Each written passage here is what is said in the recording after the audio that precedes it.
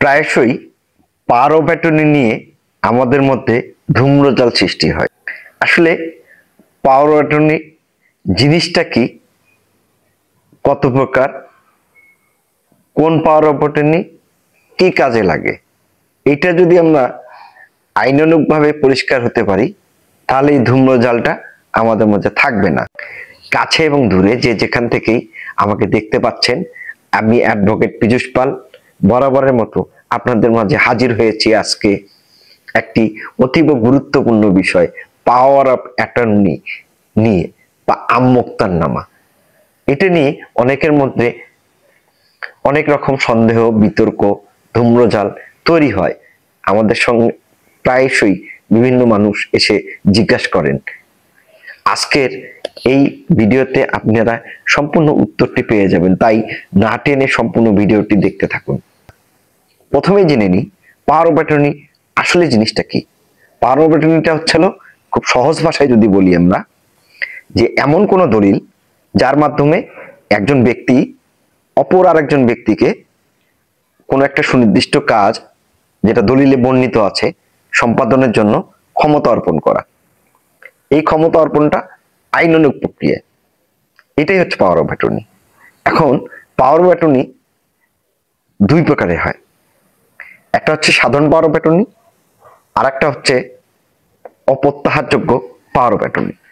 আজকের main focus আমরা দেব অপ্রত্যাহারযোগ্য power of অ্যাটর্নির উপর। টেবিলের মাধ্যমে যে পাওয়ার অফ অ্যাটর্নি গুলো হয় এগুলো সাধারণ পাওয়ার অফ অ্যাটর্নি, এগুলোর আইনগত ভিত্তি কিন্তু অত্যন্ত দুর্বল।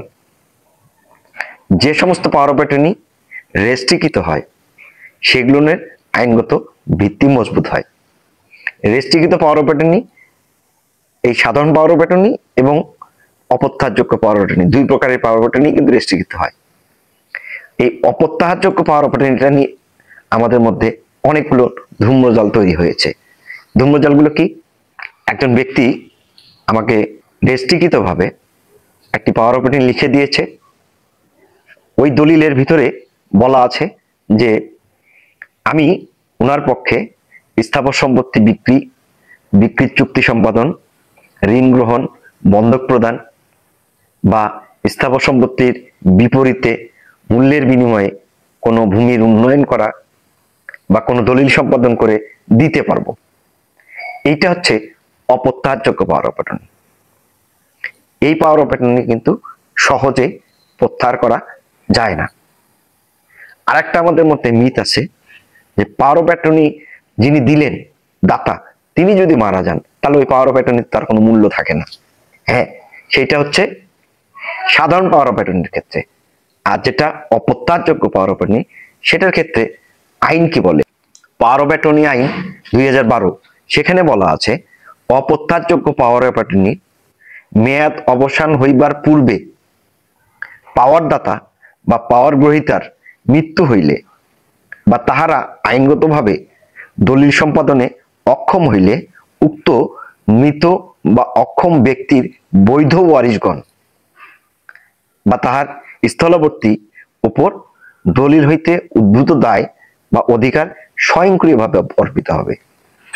তাহলে এই অপ্রত্যাহারযোগ্য যে পাওয়ার অফ অ্যাটর্নি, যেটা ওই আইনের 4 ধারাতেই বলা আছে, যেসব পাওয়ার অফ অ্যাটর্নি মূল্যবান পণের বিনিময়ে প্রদান করা হয় এবং যেসব দলিলে উহাকে অপ্রত্যাহারযোগ্য বলিয়া বর্ণনা করা হয়, সেই দলিল যে কোনো সময়ে পাওয়ার দাতা কর্তৃক অ্যাটর্নির সম্মতি ব্যতি রেখে কোনো কিছু করিয়া বা পাওয়ায় দাতার মৃত্যু, অক্ষমতা বা দেউলিয়াপনার অজুহাতে প্রত্যাহার করা যাবে না।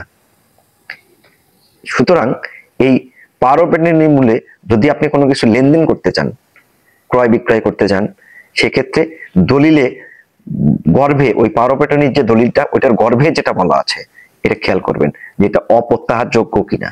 যদি অপ্রত্যাহারযোগ্য হয় সেক্ষেত্রেই শুধুমাত্র ওই পাওয়ার অফ অ্যাটর্নি গ্রহীতার কাছ সঙ্গে আপনি লেনদেন করতে পারবেন।